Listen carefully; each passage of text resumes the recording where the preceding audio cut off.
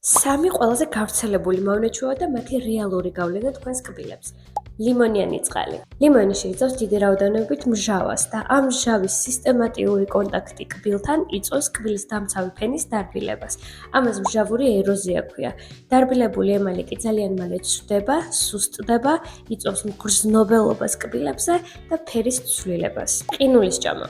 მართალია მინანქარი ერთ-ერთი ყველაზე ძლიერი ქსოვილია ჩვენს ორგანიზმში, თუმცა ყინულის მსგავს მყარ საგნებზე ზემოქმედებისას წარმოიშვება მექანიკური სტრესი, რაც თავისთავად წარმოქმნის მიკრობზარებს კბილზე. ეს მიკრობზარები დროთა განმავლობაში ღრმავდება და საბოლოო შედეგი შეიძლება იყოს საკმაოდ სერიოზული კბილის მოტეხილობა. ტუჩების კვრება ორმაგად საზიანოა ჩვენთვის, როგორც ლორწოვანისთვის, ასევე კბილებისთვის. კბილების ზეწოლა და ხახუნი იწვევს წინა კბილების ნაადრევ ცვეთას და ფორმის ცვლილებას. ხოლო ტუჩის ლორწოვანის მუდმივი ტრავმირება იწვევს ქრონიკულ ანთებას, ნახეთქებს და ზრდის ინფექციების რისკს. ამ და სხვა საინტერესო ვიდეოებისთვის გამოიწერეთ ჩემი გვერდი და არ დაგავიწყდეთ, რომ თქვენი ჯანმრთელი ღემილი თქვენი მთავარი ენდორფინია.